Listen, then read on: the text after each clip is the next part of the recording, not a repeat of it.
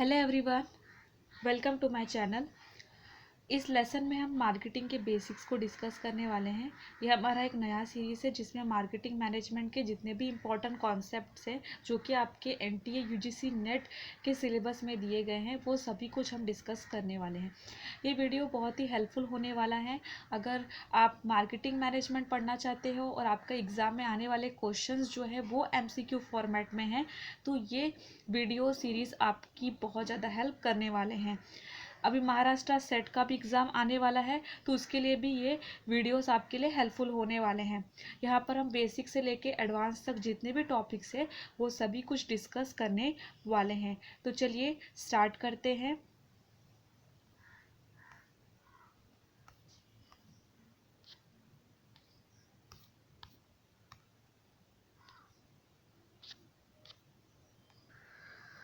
तो दोस्तों, मार्केटिंग होता क्या है? सबसे पहले ये समझना ज़्यादा ज़रूरी होता है कि मार्केटिंग है क्या। तो मार्केटिंग क्या है? Marketing is the process of converting prospective buyer. Prospective buyer का मतलब क्या है? यहाँ पे वो बायर जिन्होंने अभी तक हमारे गुड्स परचेज नहीं किए हैं, वो बायर जिनको हमारे गुड्स के बारे में कुछ भी पता नहीं है, वो प्रोस्पेक्टिव बायर है। उनको हमें एक्चुअल बायर में कन्वर्ट करना है या एक्चुअल कस्टमर में कन्वर्ट करना है। अब हम प्रोस्पेक्टिव बायर को एक्चुअल कस्टमर में कैसे कन्वर्ट करेंगे? उन बायर जिनको हमारे प्रोडक्ट के बारे में पता नहीं है उनको हम अपने प्रोडक्ट के बारे में बताएंगे, कम्युनिकेट करेंगे। कम्युनिकेट करने का मतलब है हमारे प्रोडक्ट के अंदर क्या क्या फीचर्स है, हमारी आफ्टर सेल सर्विस क्या है, आप किस तरीके से मतलब पेमेंट कर सकते हो, वो सारी चीज़ें मतलब कम्युनिकेट करेंगे, प्रोडक्ट के बारे में सब कुछ बताएंगे ताकि प्रोस्पेक्टिव बायर जो है उनको हमारे प्रोडक्ट के बारे में पता चले और हमारे प्रोडक्ट को वो खरीदने के लिए तैयार हो जाए और जिससे वो हमारे क्या बन जाएंगे? एक्चुअल कस्टमर बन जाएंगे।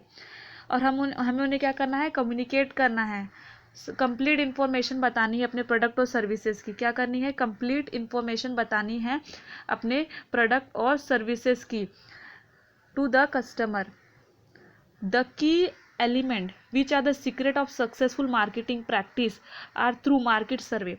अब देखिए, आप प्रोडक्ट डायरेक्टली बना लोगे, आप कस्टमर के पहले नीड तो जानोगे ना कि कस्टमर को क्या गुड्स चाहिए, उसकी नीड क्या है, उसको कौन सा प्रोडक्ट सर्विस चाहिए। पहले आप जानने की कोशिश करोगे कि कस्टमर चाहता क्या है।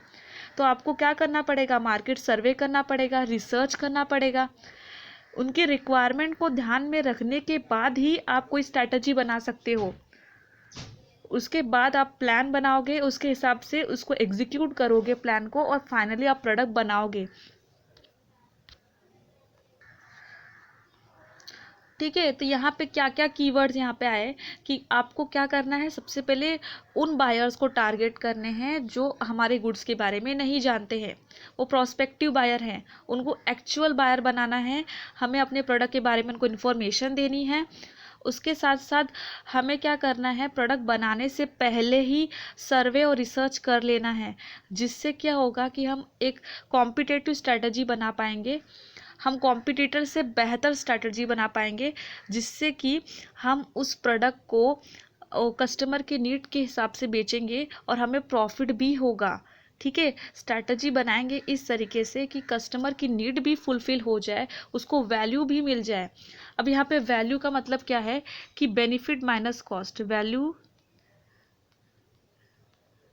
Is equal to benefit minus cost. मतलब हम कस्टमर की नीड के हिसाब से जो भी प्रोडक्ट बनाएंगे, ठीक है, तो उसने जितना कॉस्ट पे किया है उससे ज़्यादा उसको क्या मिलना चाहिए? बेनिफिट मिलना चाहिए। अगर वो 10 रुपये कॉस्ट पे कर रहा है तो उसको बेनिफिट 20 के बराबर मिलना चाहिए। तो जो दोनों के बीच का डिफरेंस निकल के आएगा वो वैल्यू होगा। ये हर जगह यूज़ होगा, वैल्यू वर्ड जो है हर जगह यूज़ होगा। तो ये आपको आगे ऑब्जेक्टिव क्वेश्चन भी करेंगे तो उसमें भी ये हेल्प करेगा कि कस्टमर जितना कॉस्ट पे कर रहा है उससे ज़्यादा का ही बेनिफिट उसको मिलना चाहिए, तभी वैल्यू क्रिएट होगी। ठीक है, तो आगे हम देखते हैं मार्केटिंग क्या है। एक ऑनगोइंग प्रैक्टिस है। ठीक है, मतलब ये हमेशा चलती रहती है। प्रोडक्ट जब हम मार्केटिंग रिसर्च कर रहे हैं, हम जानने की कोशिश कर रहे हैं कस्टमर क्या चाहता है, उसके बाद जब हम फाइनल प्रोडक्ट बना देते हैं, उसको डिस्ट्रीब्यूट कर देते हैं, आफ्टर सेल सर्विस वगैरह, तो यहाँ पे मतलब प्रोडक्ट को बनाने से पहले और बनाने के बाद जितनी भी एक्टिविटीज़ होती है वो सभी मार्केटिंग के अंदर इंक्लूड होती हैं। ये बहुत ही इंपॉर्टेंट है। अगर हम मार्केटिंग बराबर से नहीं कर पाए तो हमारा बिजनेस क्या होगा, वो सक्सेसफुल नहीं हो पाएगा। तो यहाँ तक आपको समझ गया होगा। हम आगे की स्लाइड को डिस्कस करते हैं। तो दोस्तों अभी हम डेफिनेशंस को डिस्कस कर लेते हैं। सबसे पहला डेफिनेशन है, मार्केटिंग है क्या? मार्केटिंग में हम क्रिएट करते हैं और डिलीवर करते हैं क्या? Higher standard of living. हम कस्टमर की नीड के हिसाब से प्रोडक्ट बनाते हैं, जिससे क्या होता है, उनकी स्टैंडर्ड ऑफ लिविंग जो है वो क्या हो सके, हायर हो सके, बढ़ सके।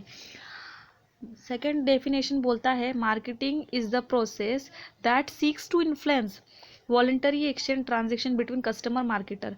तो ये डेफिनेशन बोलता है कि यहाँ पे वॉलंटरी एक्सचेंज होता है कस्टमर और मार्केटर के बीच में। ठीक है, ये डेफिनेशन सिर्फ इतना ही कहता है। ये दिया किसने था? विलियम ने और माइकल ने। थर्ड डेफिनेशन बोलता है, marketing is the process of discovering and translating consumer needs and want into product and services. Marketing में हम क्या करेंगे? डिस्कवरी करेंगे, पता करने की कोशिश करेंगे कस्टमर क्या चाहता है, उसकी नीड्स और वांट्स को ध्यान में रखकर हम प्रोडक्ट और सर्विसेज बनाएंगे। और हम इससे क्या कर सकते हैं? डिमांड क्रिएट कर सकते हैं अपने प्रोडक्ट और सर्विसेज की, और जिससे हमारा डिमांड जो है वो क्या हो सकेगा? एक्सपांड हो सकेगा। तो ये हैंसन ने दिया था डेफिनेशन। देखिए एक बार और पढ़ती हूँ। Marketing is the process of discovering and translating consumer needs and wants into product and services, creating demand for this product and services. जो भी हम प्रोडक्ट और सर्विसेज ऑफर कर रहे हैं उनकी डिमांड को क्रिएट करना, and then in turn expanding this demand. तो यहाँ पे जो हमने अभी तक डिस्कस किया है वही यहाँ पे लिखा गया है। तो आगे हम बढ़ते हैं।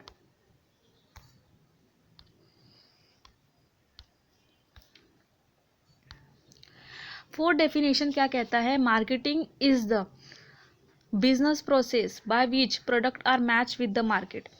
मार्केट के हिसाब से हम प्रोडक्ट ऑफर करेंगे। यहाँ पे क्या बोलता है? कॉन्डिफ ने डेफिनेशन दिया था ये, और ये कहते हैं कि मार्केटिंग क्या है? एक बिजनेस का प्रोसेस है जहाँ पर प्रोडक्ट जो होते हैं जो हमने बनाए हैं उनको हम मैच करेंगे मार्केट से। मार्केट के हिसाब से प्रोडक्ट हम क्या करेंगे? ऑफर करेंगे। Which transfer the ownership are affected, जहाँ पे हम क्या करेंगे? ओनरशिप को क्या करेंगे? ट्रांसफर करने की कोशिश करेंगे। ठीक है, उसके बाद ये नेक्स्ट डेफिनेशन हमारा है, marketing consist of a performance of a. ये हमारा डेफिनेशन इंपॉर्टेंट क्यों है? क्योंकि यहाँ पे इसे दिया है अमेरिकन मार्केटिंग एसोसिएशन ने। ये डेफिनेशन बोलता है, marketing consist of a performance of business activity. Marketing में बिजनेस एक्टिविटीज़ की परफॉर्मेंस जो होती है वो इंक्लूड होती है, जिससे यहाँ पर हम क्या देख सकते हैं कि किस तरीके से गुड्स एंड सर्विसेज का फ्लो हो रहा है प्रोड्यूसर से कंज्यूमर तक। मतलब यहाँ पे ये डेफिनेशन बोलना चाहती है कि जो भी हम गुड्स एंड सर्विसेज बना रहे हैं उसका फ्लो होता है प्रोड्यूसर से कंज्यूमर तक। ठीक है, क्या हो रहा है? डायरेक्ट फ्लो हो रहा है। डायरेक्ट फ्लो होना गुड्स एंड सर्विसेज का प्रोड्यूसर से, जो जिसने उस गुड्स को बनाया है, कंज्यूमर जो फाइनली उस गुड्स को क्या कर रहा है? कंज्यूम कर रहा है। तो यहाँ पे डायरेक्ट फ्लो की बात की गई है। नेक्स्ट है हमारा, फिलिप कोटलर ने दिया है डेफिनेशन। ये फिलिप कोटलर बोलते हैं, marketing is a societal process by which individual and groups obtain what they need and want. तो यहाँ पे मार्केटिंग एक ऐसा सोसाइटियल प्रोसेस है कि जहाँ पे इंडिविजुअल और ग्रुप जो चाहते हैं, ठीक है, जो उनकी नीड और वांट है, उसी को हम क्या करेंगे? ऑफर करेंगे, क्रिएट करेंगे, ऑफर करेंगे, फ्रीली एक्सचेंज करेंगे product and services of values with other. यहाँ पे मैंने बताया था वैल्यू का मतलब क्या होता है कि आप जितना कॉस्ट पे कर रहे हो उससे ज़्यादा आपको बेनिफिट मिल रहा है। तो ये डेफिनेशन क्या कहती है कि मार्केटिंग एक ऐसा सोसाइटियल प्रोसेस है जहाँ पे इंडिविजुअल और ग्रुप वो ऑब्टेन करते हैं जिनकी उनको ज़रूरत होती है। और वो कैसे की जाती है कि हम यहाँ पे वही प्रोडक्ट बनाते हैं, वही प्रोडक्ट क्रिएट करते हैं, वही ऑफर करते हैं और वही उनको एक्सचेंज करते हैं, मतलब हम उनको डिस्ट्रीब्यूट करते हैं जो वो चाहते हैं। कौन? इंडिविजुअल और ग्रुप। ओके, उसके बाद जिससे कि उनको एक वैल्यू मिल सके। वैल्यू का मतलब क्या है, मैंने बताया कि जितना वो कॉस्ट पे कर रहे हैं उससे ज़्यादा उनको क्या मिल रहा है, बेनिफिट मिल रहा है। तो ये डेफिनेशन दी थी फिलिप कोटलर ने। और लास्ट डेफिनेशन कुछ खास नहीं है इतना, फिर भी इसको हम लोग पढ़ लेते हैं। Marketing is the performance of activity that seek to accomplish an organization objective। Marketing में बहुत सारे परफॉर्मेंस ऑफ एक्टिविटी होती है। आपने देखा, क्रिएट करना, डिलीवर करना, कम्युनिकेट करना, अलग अलग एक्टिविटीज़ आप देख रहे हो कि जो हम कस्टमर नहीं जानते हमारे प्रोडक्ट के बारे में उनको भी बताना, उनको हमारा एक्चुअल कस्टमर बनाना। तो ये सारी चीज़ें आती हैं जहाँ पे हम ऑर्गेनाइजेशन के ऑब्जेक्टिव को भी अचीव कर सकते हैं बाय एंटिसिपेटिंग कंज्यूमर और क्लाइंट नीड। हमें जानना पड़ेगा कि हमारे कस्टमर की नीड क्या है, उसके हिसाब से हम उनको क्या करेंगे, गुड्स एंड सर्विसेज प्रोवाइड करेंगे। ठीक है, तो ये दिया था मैक्रथे ने और विलियम ने, दोनों ने मिलकर ये डेफिनेशंस दी थी।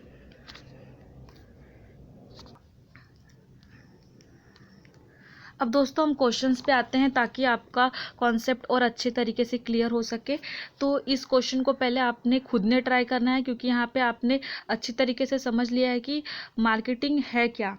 ठीक है, और यहाँ पे एक छोटा सा डेफिनेशन वो भी याद रखना कि मार्केटिंग का मतलब क्या होता है, मीटिंग नीड्स प्रॉफिटेबली।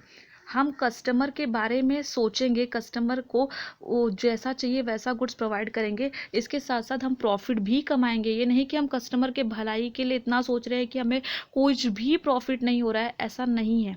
मार्केटिंग में हम नीड्स, उनकी नीड्स को तो फुलफिल कर रहे हैं, हम उनको वैल्यू भी दे रहे हैं, इसके साथ साथ हम प्रॉफिट भी कमा रहे हैं।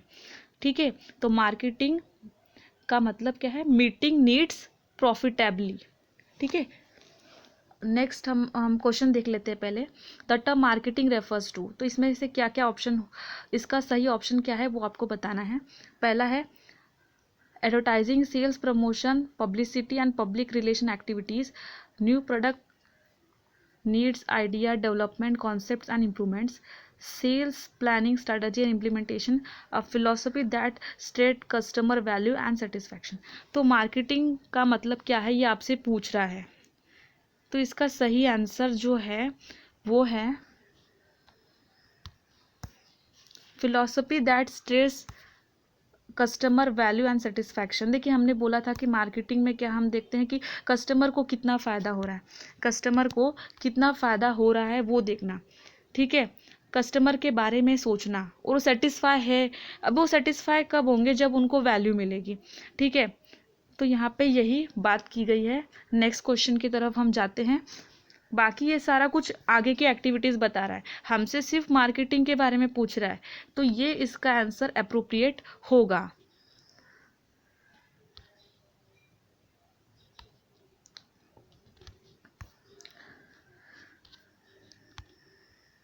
सॉरी,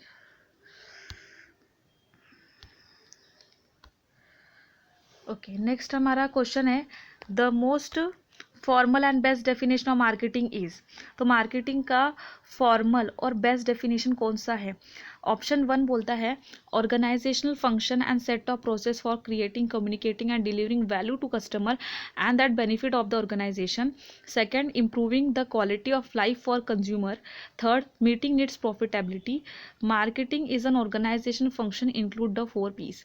तो आपको बेस्ट बताना है इसमें से। तो आप दो के ऊपर फंस चुके होंगे कि दो तो ऑप्शन लग ही रहे होंगे आपको। अब आपको सही चूज करना है। यहाँ पे एग्जाम में ऐसे ही क्वेश्चन आते हैं जिसमें आप कंफ्यूज हो जाते हो जाके और गलत मार्क करके आ जाते हो। मार्केटिंग को आपको ओवरऑल यहाँ पे देखना है कि ओवरऑल में क्या क्या बात कही गई है। तो देखिए, इस क्वेश्चन का आंसर जो है वो हमारा है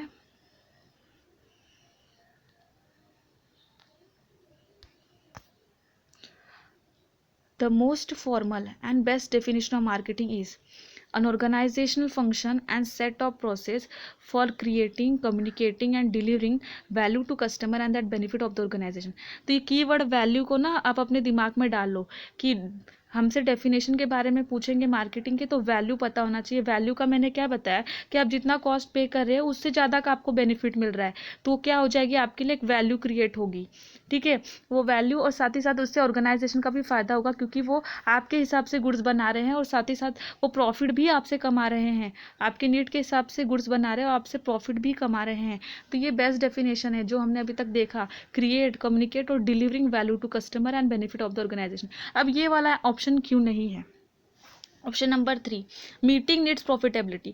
ये शॉर्टेस्ट डेफिनेशन है, ये पूरी तरीके से एक्सप्लेन नहीं कर रहा है, बट ये बता रहा है कि हम कस्टमर की नीड्स को भी ध्यान में रखेंगे और प्रॉफिट भी कमाएंगे, ये इतना ही चीज़ बोल रहा है। बट यहाँ पे ये ओवरऑल डेफिनेशन है, मतलब सब कुछ इसमें इंक्लूड हो रहा है।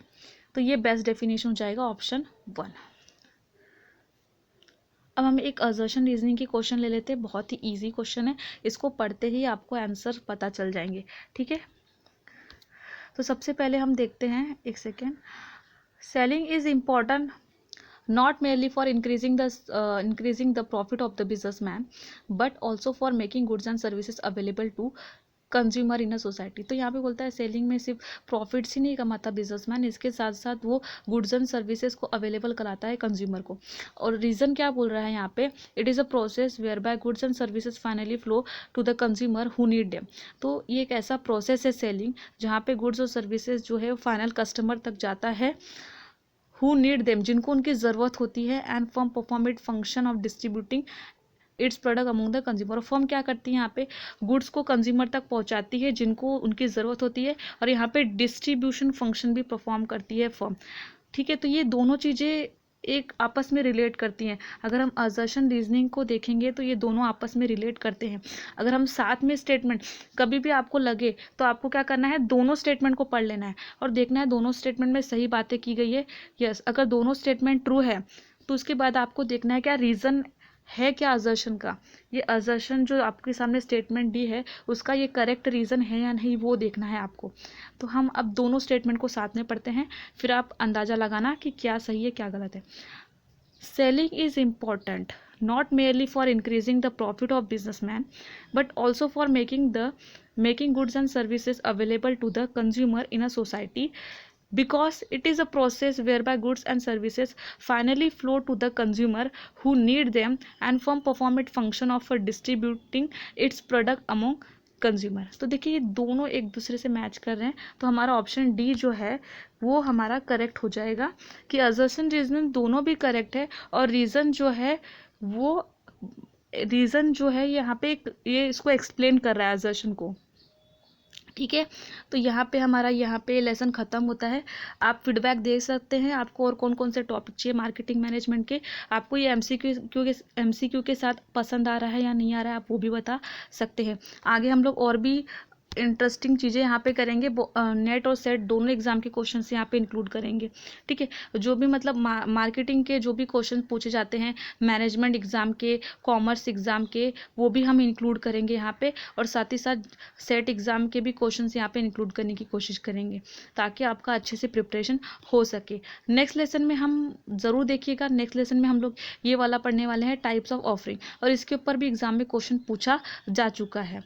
हम यहाँ पे एक्सपेक्टेड क्वेश्चन भी कर रहे हैं, इसके साथ साथ हम एग्ज़ाम के भी क्वेश्चंस कर रहे हैं, क्योंकि आपका एग्ज़ाम क्या है एमसीक्यू फॉर्मेट में है, तो आपको उसके हिसाब से पढ़ाई करनी है, आपको सारा थ्योरेटिकल पढ़ के नहीं जाना है। क्योंकि देखिए आप जितनी भी थ्योरी पढ़ ले पर एग्ज़ाम में एमसीक्यू फॉर्मेट में आना है क्वेश्चन, तो वहाँ पे जाके आप ब्लैंक हो जाते हो, आप दो ऑप्शन के बीच में कंफ्यूज हो जाते हो, तो वो सब कुछ नहीं होना चाहिए। इसलिए मैं इस तरीके से लेसन्स बना रही हूँ। अगर आपको मेरा एफर्ट्स अच्छा लगता है तो नीचे आप कमेंट कर सकते हैं, और मेरे चैनल को सब्सक्राइब कर सकते हैं, अपने फ्रेंड्स के साथ में भी शेयर कर सकते हैं। Thank you so much for watching my lessons.